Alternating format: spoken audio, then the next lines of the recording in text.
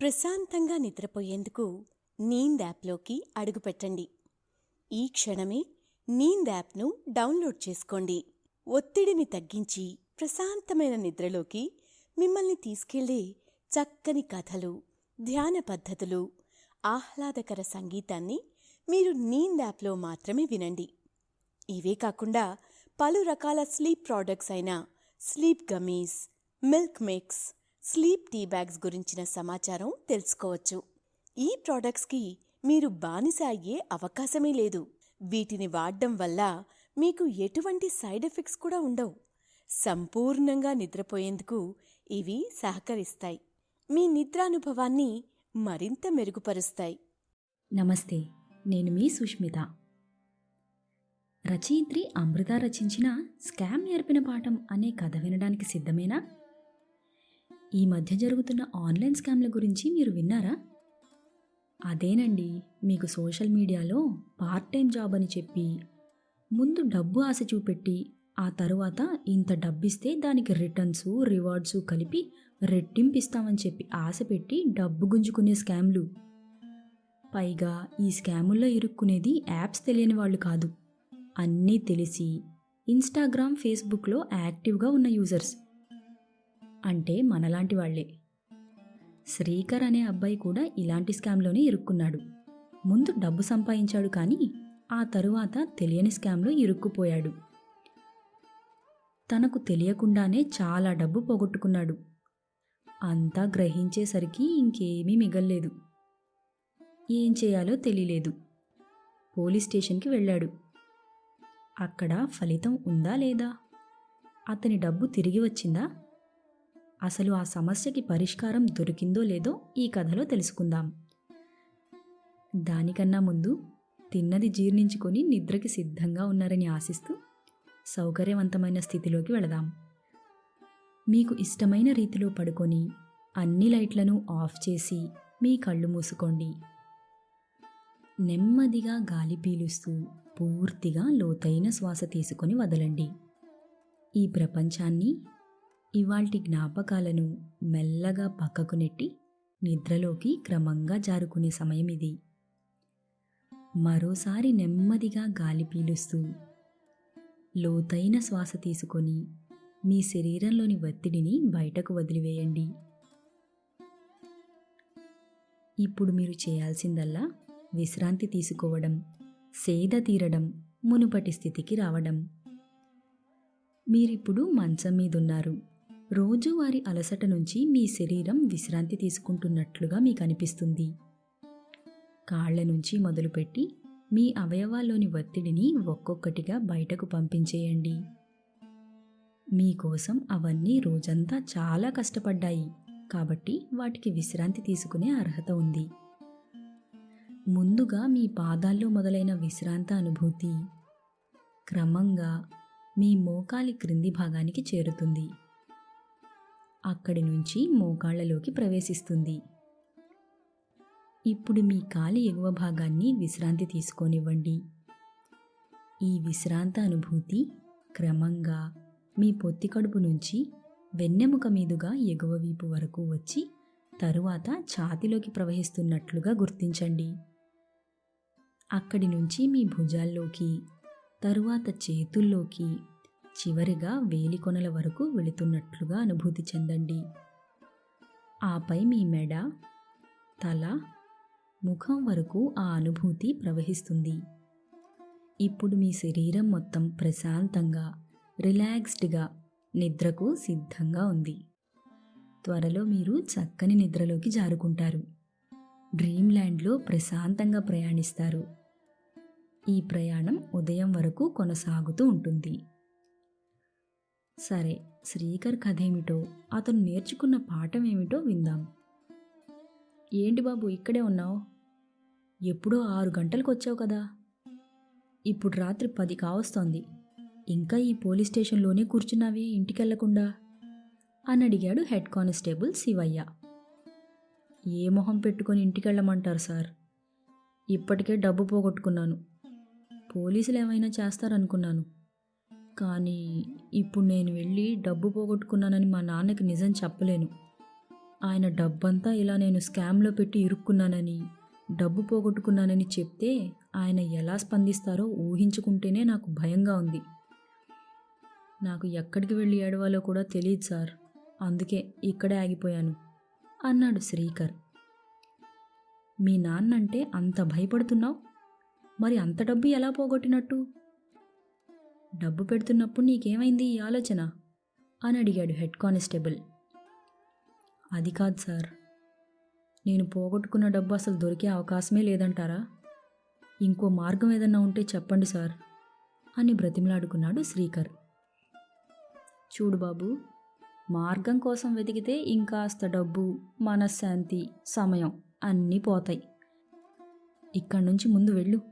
మార్గాలు వెతుక్కునే బదులు తప్పైందని మీ నాన్నకి చెప్పి ఆయన కాళ్ల మీద పడు అన్నాడు కానిస్టేబుల్. అలా అనకండి. మా నాన్న గురించి, మా పరిస్థితి గురించి మీకు తెలీదు. నేను కాళ్ల మీద పడితే నా తాట తీస్తాడు మా నాన్న అన్నాడు శ్రీకర్. మీ నాన్న డబ్బు పోగొట్టానన్నావు. ఇప్పుడు మీ నాన్న తిడితే పడలేవా? కొడితే భరించలేవా? తప్పు చేశావుగా అని వెళ్ళిపోతున్నాడు కానిస్టేబుల్. కానీ శ్రీకర్ అక్కడే ఉండడం చూసి వెనక్కి వచ్చి, సరే నీ పేరేంటి అని అడిగాడు. శ్రీకర్ అన్నాడు. ఏం చేస్తుంటావు శ్రీకర్ అని అడిగితే, ఈ మధ్య ఏదో ఉద్యోగం వచ్చింది సార్. డబ్బుతో ముడిపడ్డ సమస్యలకి చాలని జీతం తెచ్చుకుంటున్నాను అన్నాడు శ్రీకర్. చూడు శ్రీకర్, నిజం చెప్తాను. ఒక్కసారి చేతిలో నుంచి జారిపోయిన నీళ్లు మళ్ళీ చుక్క చుక్క పోగేసి అదే దోసిట్లోకి ఏరుకోగలమా? అలా అని చేతిలో నీళ్లు జారకుండా కారకుండా ఉంటాయా? జారిపోతాయి. అది నీటికున్న నైజం. నీ చేతిలో నుంచి జారిపోయిన నీటి చుక్కలదా తప్పు? వాటిని ఆపలేని నీ చేతులదా తప్పు? జారిపోయిన నీటి చుక్కల్ని ఏరివ్వమంటే ఎలా ఇచ్చేది?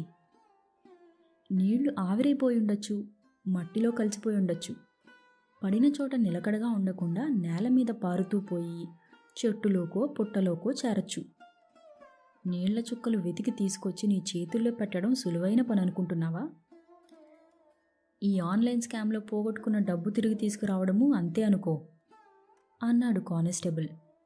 అదేంటి సార్, మీరున్నది తప్పు చేసిన వారిని వెతికి పట్టుకోవడానికే కదా అని అమాయకంగా అడిగాడు శ్రీకర్.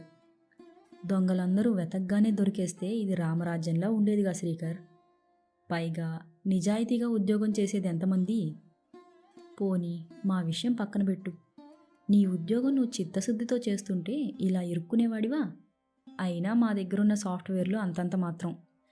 ఇంకా అభివృద్ధి చెందుతున్న భారతదేశంలో సైబర్ స్కామ్ల పరిష్కారాలు కూడా అభివృద్ధి చెందుతున్నాయి అని కానిస్టేబుల్ చెప్తున్నా పట్టించుకోకుండా నిరాశగా ఏదో ఆలోచిస్తూ కనిపించాడు శ్రీకర్. మరి ఈ విషయాలు కంప్లైంట్ ఇచ్చినప్పుడు ఎందుకు చెప్పలేదు సార్? మా నాన్నకి స్నేహితుడికి డబ్బు అప్పుగా ఇచ్చాను, మళ్ళీ నెలలో తిరిగి వచ్చేస్తాయి అని ఎంతో ఆశగా చెప్పాను. కానీ ఇక్కడికి వచ్చిన తర్వాత తెలిసింది కేసు క్లోజ్ చేస్తున్నారని. ఇప్పుడు ఏ మొహం పెట్టుకొని వెళ్ళను? అసలు కేసు ఎలా క్లోజ్ చేస్తారు సార్ మీరు అని అడిగాడు శ్రీకర్. చెప్తాను గాని వివరంగా ఏం జరిగిందో చెప్పు నాకు అడిగారు కానిస్టేబుల్. సరే, అదంతా మళ్ళీ చెప్పాలంటే ఒక పెద్ద పీడకలండి. ప్రశాంతంగా నిద్రపోయేందుకు నీంద్ యాప్లోకి అడుగుపెట్టండి. ఈ క్షణమే నీంద్ యాప్ను డౌన్లోడ్ చేసుకోండి. ఒత్తిడిని తగ్గించి ప్రశాంతమైన నిద్రలోకి మిమ్మల్ని తీసుకెళ్లే చక్కని కథలు, ధ్యాన పద్ధతులు, ఆహ్లాదకర సంగీతాన్ని మీరు నీంద్ యాప్లో మాత్రమే వినండి. ఇవే కాకుండా పలు రకాల స్లీప్ ప్రోడక్ట్స్ అయిన sleep gummies, milk mix, sleep tea bags గురించిన సమాచారం తెలుసుకోవచ్చు. ఈ ప్రోడక్ట్స్కి మీరు బానిస అయ్యే అవకాశమే లేదు. వీటిని వాడడం వల్ల మీకు ఎటువంటి సైడ్ ఎఫెక్ట్స్ కూడా ఉండవు. సంపూర్ణంగా నిద్రపోయేందుకు ఇవి సహకరిస్తాయి. మీ నిద్రానుభవాన్ని మరింత మెరుగుపరుస్తాయి. ఇప్పుడే కదా మార్గాలుండవన్నారు అన్నాడు శ్రీకర్. ఇది మరీ బాగుంది. నువ్వేం చేశావో చెప్పుకోలేవు గాని నువ్వు పోగొట్టుకున్న డబ్బును తీసుకురాలేదు, కేసు క్లోజ్ చేశారని మళ్ళీ నన్నే ప్రశ్నిస్తున్నావా? పోనీ ఇంటికి పోవు. ఈ మాత్రం చెప్పుకునే ధైర్యం కూడా లేనివాడివి ఇక్కడ కూర్చొని ఇలా నన్ను ప్రశ్నించడం ఎందుకు? ఇక్కడి నుంచి పో, కానీ ఇంటికి పో. మళ్ళీ సమస్య తీరలేదని ఏదైనా చేసుకుంటే అది మరో కేసు అన్నాడు కానిస్టేబుల్. సార్, పెద్దవారిలా ఉన్నారు, కూర్చోండి. మీకు ఆలస్యం ఏమీ అవ్వట్లేదు కదా? అంతా వివరంగా చెప్తాను. నిజానికి నా మాటలు ఓపిగ్గా వినేవాళ్ళు కూడా ఉండరు మా ఇంటికెళ్తే. ఇంకెవరికన్నా చెప్పుకునే విషయం కూడా కాదిది, సిగ్గుచేటు. అయితే నిరాశతో ఉన్న నాలో మళ్ళీ నిరాశ నింపకండి ప్లీజ్. ఓ స్నేహితుడిగా సలహా ఇస్తారా అని అడిగాడు శ్రీకర్. ఇదిగో ముందే చెప్తున్నాను, నువ్వు చెప్పింది వింటాను, కానీ స్నేహితుడిగానే.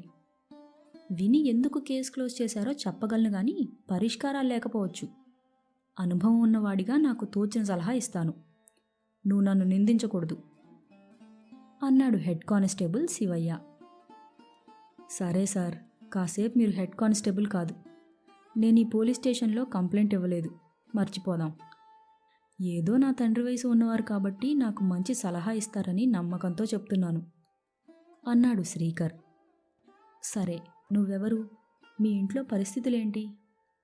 నువ్విలా స్కామ్లో ఇరుక్కోవాల్సిన ఆ పరిస్థితి ఏంటి? అంత డబ్బు నీకు అసలు ఎక్కడిది? చెప్పు. ఇవన్నీ నేనేమీ పోలీస్ రికార్డులోకి ఎక్కించనులే. అయినా నీ కేసు క్లోజ్ అయింది కదా.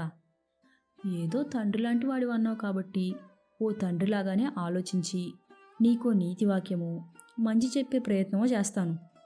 కనీసం నీ మానసిక ఆందోళన తగ్గి నువ్వు ఇంటికెళ్తే చాలు అన్నాడు శివయ్య. మాది మధ్యతరగతి కుటుంబం అండి. ఈ మధ్య ఇంజనీరింగ్ పాస్ అయ్యాను. అయితే వెంటనే ఉద్యోగం రాలేదు. నాకు పెళ్లి కావాల్సిన అక్కుంది. అక్కకి సంబంధాలు చూస్తున్నారు. అక్క పెళ్లి చేయాలంటే మామూలు మాటలా చెప్పండి. అయితే మా నాన్నకి చేదోడుగా ఉంటుందని చెప్పి ఉద్యోగం వస్తే బాగుంటుంది అనుకున్నాను. కానీ ఉద్యోగం రాలేదని వాళ్ళ కాళ్ళు వీళ్ళ కాళ్ళు పట్టుకొని కాస్త డబ్బు ఖర్చు పెట్టి ఇక్కడే ఒక చిన్న సాఫ్ట్వేర్ కోర్స్ చేసి ఈ మధ్య ఒక సాఫ్ట్వేర్ కంపెనీలో చిన్న జీతానికి జాయిన్ అయ్యాను. నెలకి 10,000 జీతం. నాకు ఈ మధ్యకాలం వరకు సరైన ఫోన్ కూడా లేదు. పైగా పండగ సీజన్ కదా, అమెజాన్, ఫ్లిప్కార్ట్లో ఎన్నో ఫెస్టివల్ ఆఫర్లు వస్తున్నాయి. ఫోన్ కొనుక్కుందామని డబ్బు పోగు చేస్తున్నాను. ఒకవైపు అక్క పెళ్లిగోల, నాన్నేమో చిన్న ఉద్యోగి, అమ్మ ఇంట్లో గృహిణి. నేను పొద్దున్నుంచి సాయంత్రం వరకు ఇన్స్టాగ్రామ్ తెగ వాడతాను. పార్ట్ టైం అవకాశాలు వస్తాయేమోనని చూడ్డానికి మాత్రమే. ఎక్కడ పార్ట్ టైం జాబ్ అని వచ్చినా, ఫ్రీలాన్స్ జాబ్ అని వచ్చినా అప్లై చేస్తాను. హ్యాష్ట్యాగ్ పెట్టుకొని మరీ వెతుక్కుంటున్నాను. డబ్బు సంపాదించడమే ఏకైక లక్ష్యంగా పిచ్చివాడిగా బతికేస్తున్నాను సార్. చిన్న పెద్ద అని తేడా లేకుండా ఆన్లైన్లో ఏ పార్ట్ టైం జాబ్ అని కనిపించినా అప్లై చేస్తున్నానండి. ఓ చైనీస్ కంపెనీకి వాయిస్ ఓవర్ ఇవ్వడం నుంచి పార్ట్ టైం డేటా అనాలిసిస్ చేయడం, పార్ట్ టైం ల్యాండ్ బ్రోకర్ పనులు, ఒక యూట్యూబ్ ఛానల్కి మెడిటేషన్ కంటెంట్ రాయడం, లవ్లో ఫెయిల్ అయిన వారికి పరిష్కారాలు ఇవ్వడం, అంతా బాగానే జరుగుతుంది అనుకుంటున్నప్పుడు ఆ యూట్యూబ్ ఛానల్ వాళ్ళు వ్యూస్ రావట్లేదు, నువ్విచ్చిన కంటెంట్ మాకు పనికి రావట్లేదని అర్ధాంతరంగా ఆపేశారు సార్. ఇప్పుడు సడన్గా ఆ పార్ట్ టైం జాబులన్నీ స్థిరత్వం లేకుండా ఆగిపోయాయి. మళ్ళీ హ్యాష్ట్యాగ్ వేటలు మొదలుపెట్టాను.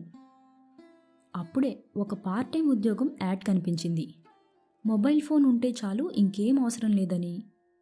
ఇన్స్టాగ్రామ్లో ఒక స్పాన్సర్డ్ అడ్వర్టైజ్మెంట్ కనిపించింది. నేను క్లిక్ చేసి నా వివరాలు ఇవ్వగానే వెంటనే ఒక ఫోన్ వచ్చింది. మేము ఒక స్పాటిఫై యాప్కి సంబంధించిన ఒక ప్రాజెక్ట్ చేస్తున్నాం. స్పాటిఫైలో ఉండే పాటల్ని రివ్యూ చేసి పెట్టాల్సిన job. Part time full time మీ ఇష్టం. నేను హెచ్ఆర్ని మాట్లాడుతున్నాను. ఒక టెలిగ్రామ్ గ్రూప్లో జాయిన్ అవ్వాలి అని చెప్పారు సార్.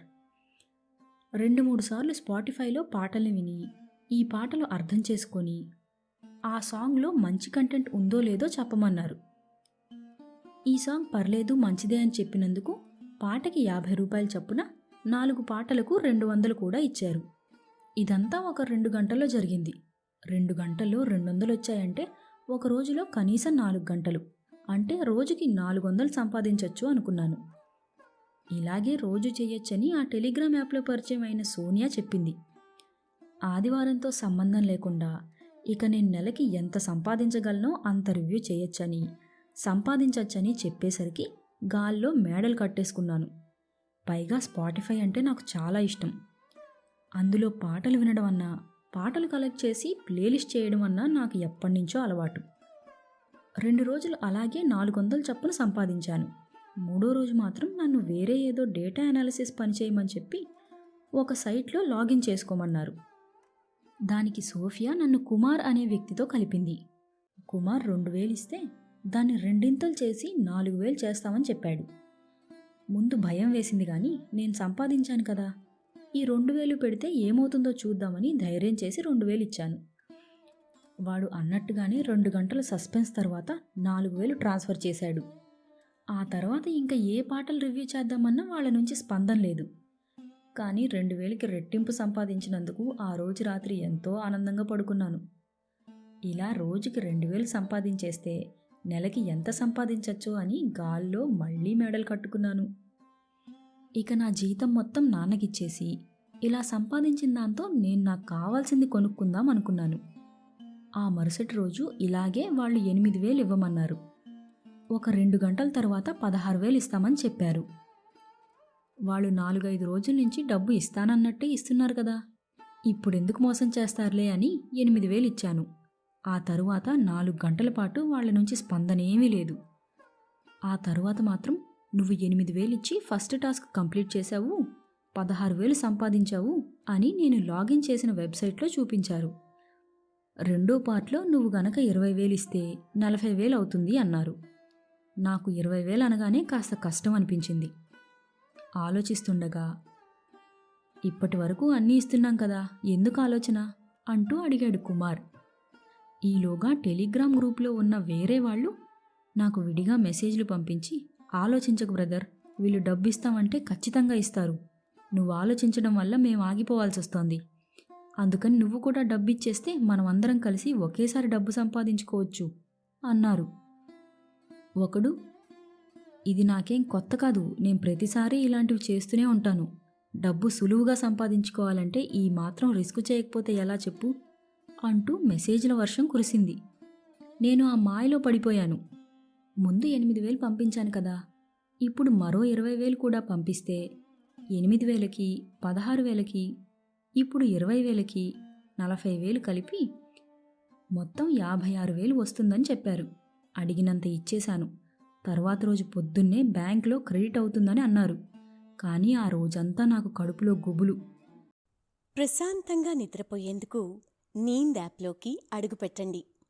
ఈ క్షణమే నీంద్ యాప్ను డౌన్లోడ్ చేసుకోండి. ఒత్తిడిని తగ్గించి ప్రశాంతమైన నిద్రలోకి మిమ్మల్ని తీసుకెళ్లే చక్కని కథలు, ధ్యాన పద్ధతులు, ఆహ్లాదకర సంగీతాన్ని మీరు నీంద్ యాప్లో మాత్రమే వినండి. ఇవే కాకుండా పలు రకాల స్లీప్ ప్రోడక్ట్స్ అయిన sleep gummies, milk mix, sleep tea bags గురించిన సమాచారం తెలుసుకోవచ్చు. ఈ ప్రోడక్ట్స్కి మీరు బానిస అయ్యే అవకాశమే లేదు. వీటిని వాడడం వల్ల మీకు ఎటువంటి సైడ్ ఎఫెక్ట్స్ కూడా ఉండవు. సంపూర్ణంగా నిద్రపోయేందుకు ఇవి సహకరిస్తాయి. మీ నిద్రానుభవాన్ని మరింత మెరుగుపరుస్తాయి. ఏ గ్రూపు వల్ల అయితే నేను ఒకరోజు రాత్రి హాయిగా పడుకున్నాను అనుకున్నానో అదే గ్రూపు వల్ల నేను ఓ నిద్రలేని రాత్రి కూడా గడిపాను. మరుసటి రోజు కరెక్ట్గా 9 గంటలకి కుమార్ నుంచి మెసేజ్ వచ్చింది. హాయ్ శ్రీకర్, 56000 నీకు వెబ్సైట్లో కనిపిస్తూ ఉండాలి, చూసుకో అన్నాడు. వెబ్సైట్లో ఉంది కానీ బ్యాంక్లో క్రెడిట్ అవ్వాలి కదా అని అడిగాను. నిన్న చెప్పడం మర్చిపోయాను, నీతో పాటు అందరూ చేసేశారు, నువ్వు లేట్ చేశావు కదా అందుకే మిస్ అయి ఉంటావు అని చెప్పి, ఇది నీలాంటి వాళ్ళకి బంపర్ ఆఫర్, నువ్వు కనుక 50000 ఇవ్వగలిగితే నీకు రావాల్సిన 56000తో పాటు ఈ 50000 రెట్టింపు చేసి రౌండ్ ఫిగర్ మొత్తం 1,50,000 చేసిస్తాం అని చెప్పాడు. నాకు భయం వేసింది. అయ్యో, అంత డబ్బు నా దగ్గర లేదు, నా దగ్గర ఫోన్ కొనాలని పోగేసిన డబ్బంతా నేను మీకే ఇచ్చేశాను. పార్ట్ టైం స్పాటిఫై అన్నారు, ఇదేంటి, ఇప్పటి వరకు నేను దాచుకున్నది మొత్తం మీకు ఇచ్చేశాను, ఇప్పుడు 50000 మళ్ళీ ఇవ్వాలంటే నేను ఎక్కడి నుంచి తీసుకొచ్చేది? నా 56 నాకు ఇచ్చేయండి అని చెప్పి మెసేజ్లు చేశాను. కానీ కుమార్, నువ్వు ఈ రిస్క్ తీసుకుంటే ఖచ్చితంగా నీ డబ్బు నీకు వచ్చేస్తుంది, నువ్వు ఆలోచిస్తే ఇప్పటి వరకు సంపాదించింది పోతుంది, నీ ఇష్టం అనేశాడు. ఇంత రిస్క్ చేశావు కదా, ఫైనల్ టాస్క్ చేసే ముందు ఇంత ఆలోచిస్తే ఎలా అని చెప్పి నన్ను డబ్బులిచ్చే విధంగా ప్రోత్సహించే ప్రయత్నం చేశాడు. మళ్ళీ నాతో పాటు గ్రూప్లో డబ్బిచ్చామన్నవారు ఒక్కొక్కరిగా ఏంటి నీకు బోనస్ వచ్చిందా? నువ్వే లేట్ అనుకుంటా అని మెసేజ్లు మొదలుపెట్టారు. నాకొక విధంగా మానసిక ఒత్తిడి మొదలైంది. అదే గ్రూప్లో నుంచి నాకు వేరే ఇంకో 2-3 మెసేజ్లు.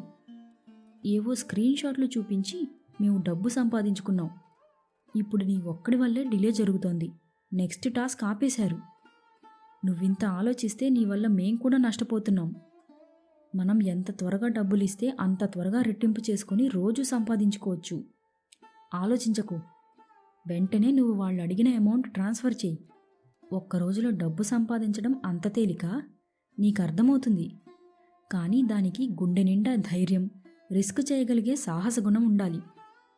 నువ్వు ఇంతెందుకు ఆలోచిస్తున్నావో మాకు తెలీదు, మేము సంపాదించుకున్నాం కాబట్టే కదా నీకు కూడా చెప్తున్నాం, అసలు మా స్నేహితుల్ని కూడా ఇందులోకి తీసుకురావాలని అనుకుంటున్నాం అని ఒకవైపు వీళ్ళు, మరో గ్రూప్లో కుమార్ ఒత్తిడి, టైం అవుతుందని.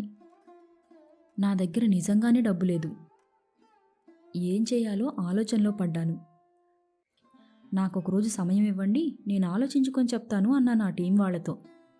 ఒకరోజంటే ఖచ్చితంగా టైం చెప్తేనే కదా నీ డబ్బు మేము రెట్టింపు చేయాలో ఆపాలో నిర్ణయించుకునేది, నీ వల్ల మిగతా వాళ్ళు కూడా ఆగాల్సి వస్తుంది, ఇంకా ఎంతసేపు ఆగమంటావో చెప్పు అంటూ నన్ను టైం కూడా అడగడం మొదలుపెట్టాడు ఆ కుమార్గాడు.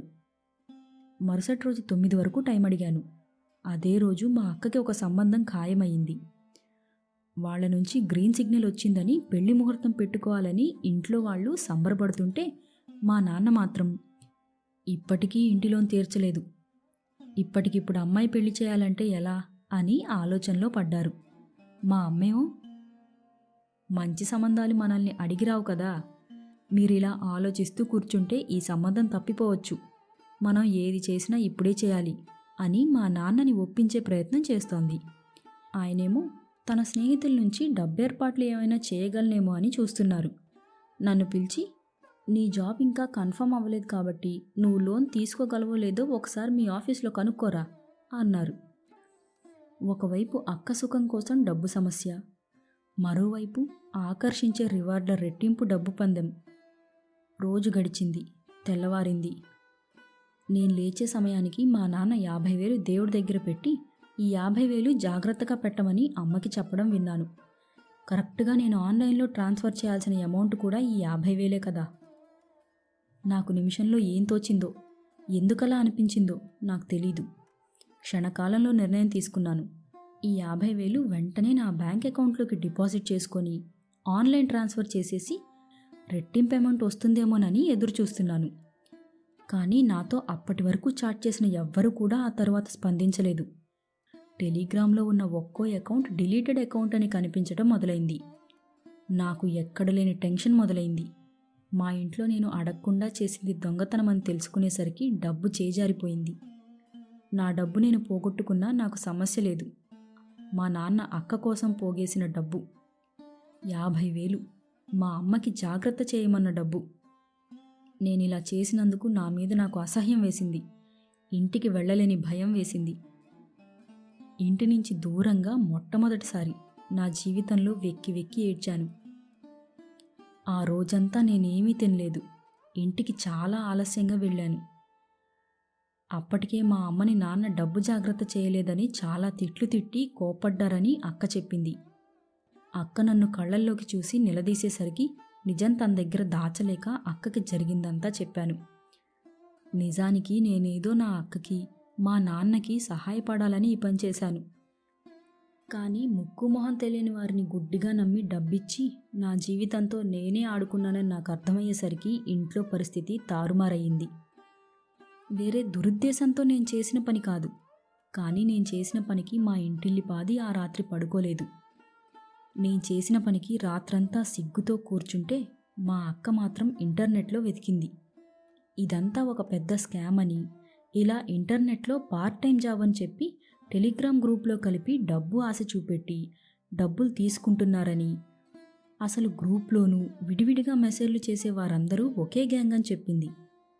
ఎవరైతే ఇన్స్టాగ్రామ్లో పార్ట్ టైం కోసం వెతుకుతున్నారో వాళ్ళని టార్గెట్గా పెట్టుకున్నారని, కొన్ని గ్రూప్స్ దీని మీదే పనిచేస్తున్నాయని తెలుసుకుంది అక్క. నీలాంటి వాళ్ళు ఉండబట్టే ఇలాంటి మోసగాళ్ళు తయారవుతున్నారు. ప్రపంచవ్యాప్తిగా 1,50,000 మంది ఇలాంటి ఆన్లైన్ స్కామ్లో ఇరుక్కుంటూ లక్షల డబ్బులు పోగొట్టుకుంటున్నారు. కొద్ది రోజుల తర్వాత మీరు డబ్బు పోగొట్టుకుంటే తిరిగి ఇప్పిస్తాము అని మరో గ్యాంగ్ మరో వెబ్సైట్ చూపించింది.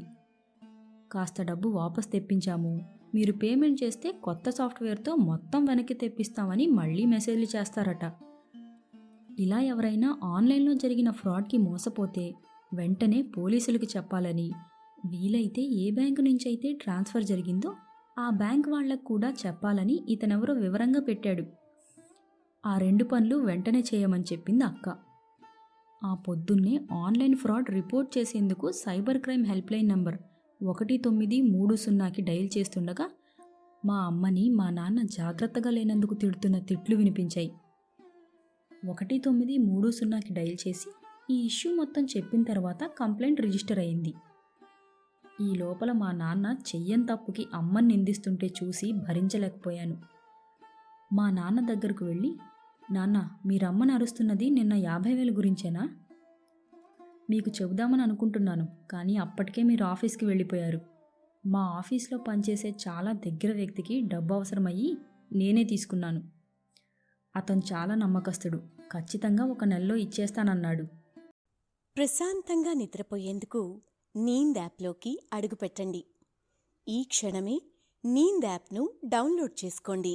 ఒత్తిడిని తగ్గించి ప్రశాంతమైన నిద్రలోకి మిమ్మల్ని తీసుకెళ్లే చక్కని కథలు, ధ్యాన పద్ధతులు, ఆహ్లాదకర సంగీతాన్ని మీరు నీంద్ యాప్లో మాత్రమే వినండి. ఇవే కాకుండా పలు రకాల స్లీప్ ప్రోడక్ట్స్ అయిన sleep gummies, milk mix, sleep tea bags గురించిన సమాచారం తెలుసుకోవచ్చు. ఈ ప్రోడక్ట్స్కి మీరు బానిస అయ్యే అవకాశమే లేదు. వీటిని వాడడం వల్ల మీకు ఎటువంటి సైడ్ ఎఫెక్ట్స్ కూడా ఉండవు. సంపూర్ణంగా నిద్రపోయేందుకు ఇవి సహకరిస్తాయి. మీ నిద్రానుభవాన్ని మరింత మెరుగుపరుస్తాయి. ఈ విషయం నిన్న రాత్రి రాగానే చెబుదామనుకున్నాను, కానీ అప్పటికి మీరు పడుకున్నారు. డబ్బు తీసుకున్నది నేనే నాన్న. అతను నాకు చాలా బాగా కావలసిన వ్యక్తి, అందుకని మీకు ఆ మాట చెప్పకుండా నేనే సాయం చేశాను అన్నాను. నాన్న నా చెంప మీద గట్టిగా కొట్టారు. అదేమిట్రా, నువ్విచ్చే పరిస్థితుల్లో ఉన్నప్పుడు దానాలు చేసుకో, కానీ అది మీ అక్క పెళ్లి కోసం నేను పోగేసిన డబ్బు. దాంతో అక్కకి బంగారం కొనాలనుకున్నాం. నువ్వు లోన్ తీసుకోవాలని కూడా నేను నీకు చెప్పాను కదా. అప్పుడైనా నీకు అర్థం కానక్కర్లేదా మా పరిస్థితి ఏమిటో? అప్పుగా డబ్బిచ్చే స్థితిలో ఉన్నామా? ఇంతకీ నీ లోన్ విషయం అడిగావా లేదా అని నిలదీశారు. వెంటనే చెప్పలేమన్నారు నాన్న. ఒక 2-3 రోజుల్లో క్లారిటీ ఇస్తామన్నారు అని మళ్ళీ ఇంకో అబద్ధం చెప్పాను. నిజానికి నేను అడిగింది లేదు. అసలు డబ్బు పోయిందని ఆఫీస్కు కూడా వెళ్ళలేదు ఆ రోజు నేను. అలా 20 రోజులు గడిచాయి. ఇప్పుడు కేస్ క్లోజ్డ్, డిస్పోజ్డ్ అని మెసేజ్ వస్తే స్టేషన్కి పరుగున వచ్చాను సార్.